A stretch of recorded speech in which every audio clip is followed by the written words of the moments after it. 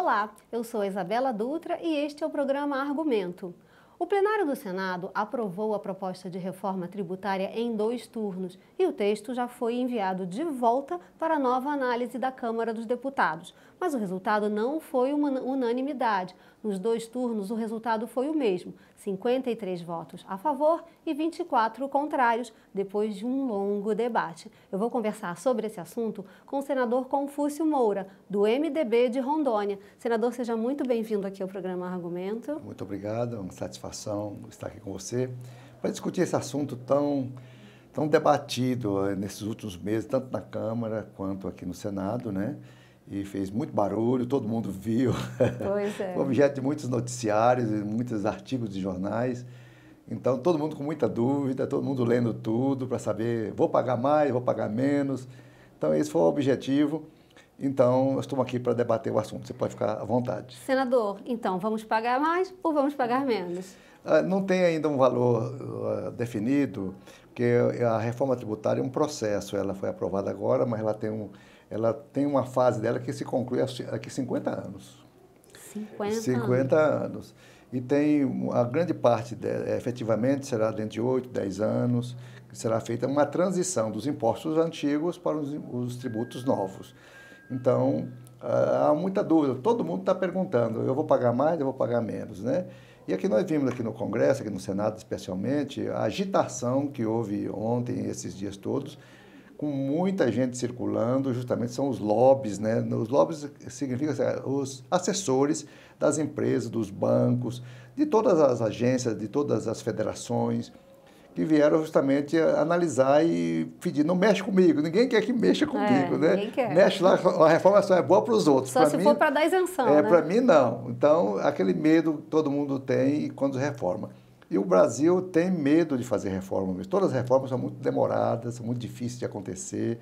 Eu lembro, eu fui deputado na década de 90, a reforma da Previdência do Fernando Henrique Cardoso, ela foi muito debatida e ela foi derrotada por um voto. Um voto na Câmara. Ela morreu ali, ela só ressuscitou no governo Temer, que também não conseguiu fechar. Quem conseguiu fechar a reforma da Previdência foi o Bolsonaro. Então, você veja quantos anos transcorreu para se fazer uma reforma da Previdência, né? E agora a reforma tributária, ela é extremamente necessária, ela é um clamor do povo brasileiro. Ela não o pessoal fala, mas vamos derrotar o Lula, que essa reforma é a reforma do Lula. Não é a reforma do Lula, não é dele. Essa reforma, ela vem de todos os presidentes que queriam a reforma 30 tributária. anos, né, em discussão. Tem até, olha, a última, nunca houve a aprovação de uma reforma tributária em regime democrático no Brasil. Todas elas, houve uma na época da ditadura e outros em regime de exceção de lá para trás. Mas em democracia, nunca houve uma aprovação de reforma tributária, no voto. Era extremamente difícil ser aprovada, justamente por causa dos medos, que o Brasil tem um poder muito grande dos governadores. Os governadores, realmente, eles juntos, eles mudam tudo aqui, atrapalha. Porque eu, por exemplo, represento o estado de Rondônia. Temos 3 senadores de Rondônia, e 3 senadores de São Paulo, 3 senadores do Acre, todos os estados têm 3. Então, a força aqui é equilibrada, todo mundo tem igual número de votos, né? Então, os governadores têm uma influência grande no voto aqui. Quando eles têm medo de perder receita lá nos estados, ele fala para todos os deputados e para o senador, não vota não. Não vota que vai prejudicar nosso estado. PPP. Então, essa coisa toda. Mas, na realidade, com isso, sem a reforma tributária, levou o Brasil a ser o 7º pior país do mundo em justiça tributária. O 7º pior do mundo. Mais imposto. Como muitos discursos ontem usaram essa expressão, manicômio tributário. Isso. Muitos usaram que é um hospício tributário. Porque é muito confuso. É um emaranhado, porque eu fui governador e, por exemplo, ICMS nos estados é feito por decreto do governador.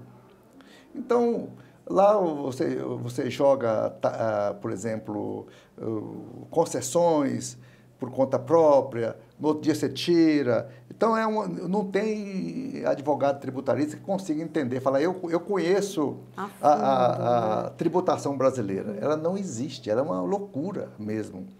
E as empresas também ficam enlouquecidas. E por isso que dá muita judicialização. Termina as demandas, as multas, enfim, todos esses desencontros entre a empresa e o Estado, a Receita Federal, termina na justiça.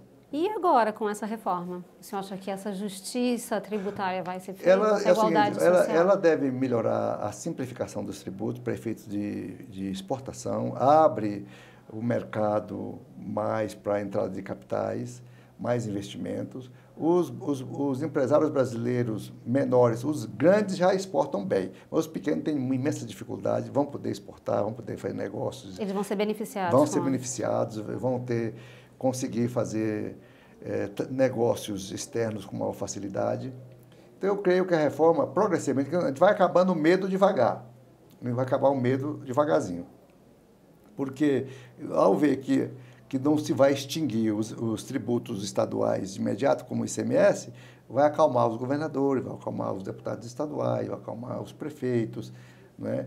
E além do mais, foi criado um fundo, né? Esse fundo é para cobertura de perdas. Compensar perdas. Se tiver um município que caiu muita receita e o prefeito ou o governador esteja ameaçado de não pagar salários ou honrar seus compromissos, esse fundo vai socorrer até que se equilibre a transição. Sim. Então, por isso que ela é gradual, ela é bem lenta, ela vai sendo reajustada e eu espero que ela se cumpra. Eu mesmo votei favorável, tranquilamente, eu não tinha como votar contra, né? Não tinha como ficar acusando aqui.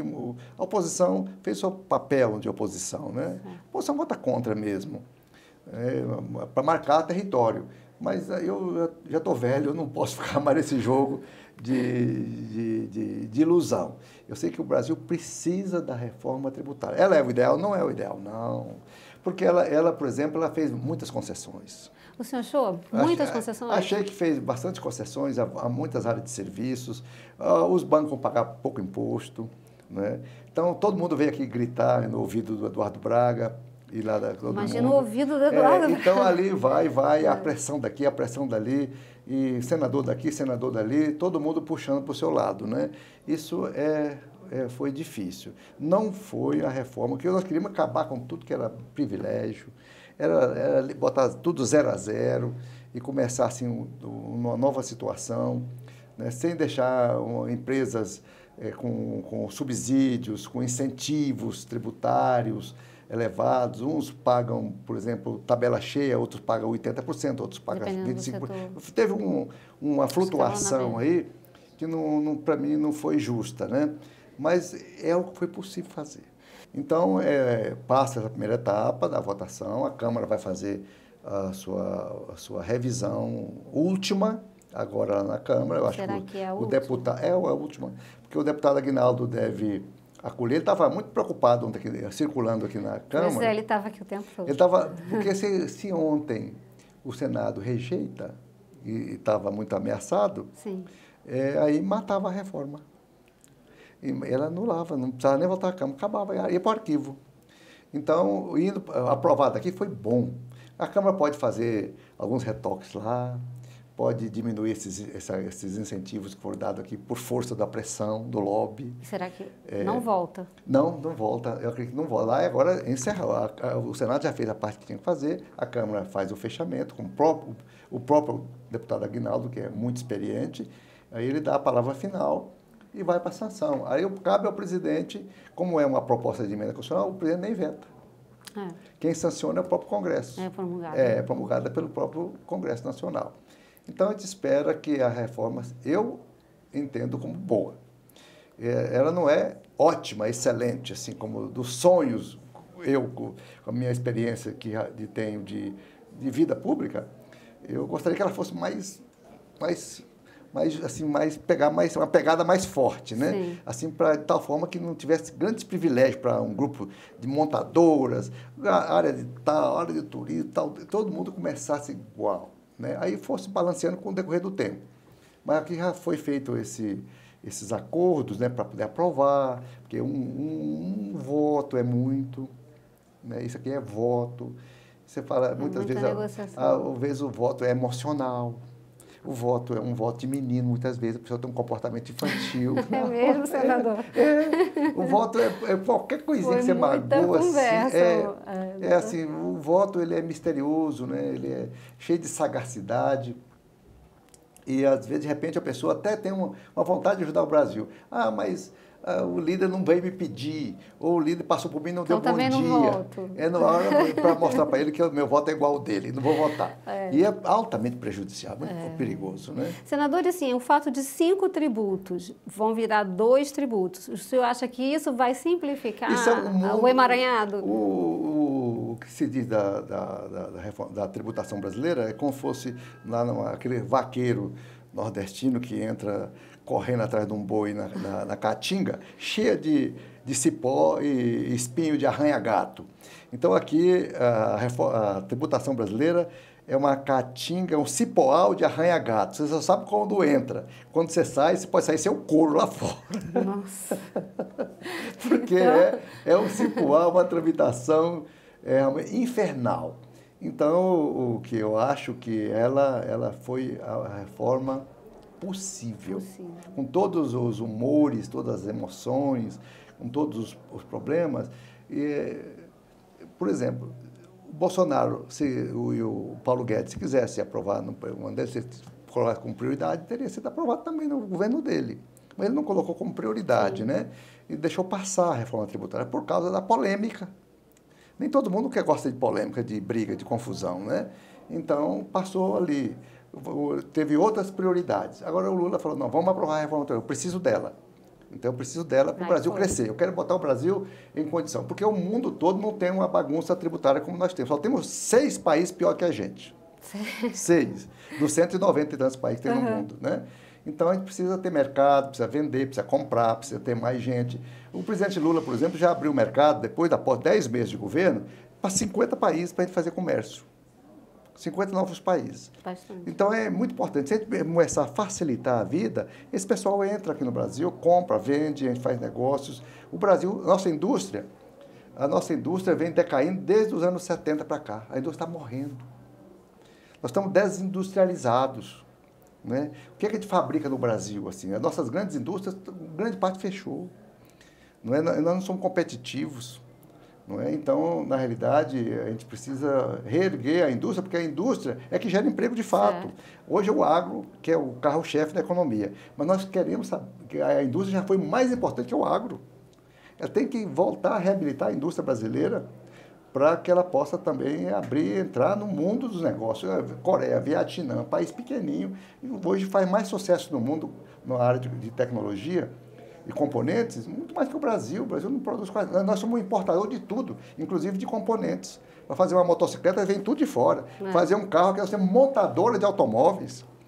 Qual é o automóvel fabricado com a marca feito no Brasil? Nenhum. Pois é. Nenhum. Muita coisa pela frente, né, Muita senador? coisa pela frente. Então, o céu é o limite para nós aqui no Brasil. Tá certo. Essa reforma tributária é o início. Tá certo. Muito obrigada pelos seus esclarecimentos. Ajudou bastante as pessoas a entenderem mais o espírito da reforma tributária que foi aprovada, né? E o senhor seja muito bem-vindo sempre aqui ao programa. Muito obrigado. Eu agradeço também a você que nos acompanhou até aqui. Nosso programa já está disponível na internet pelo nosso site senado.leg.br/tv ou pelo nosso canal no YouTube. Obrigada pela companhia e até o próximo argumento.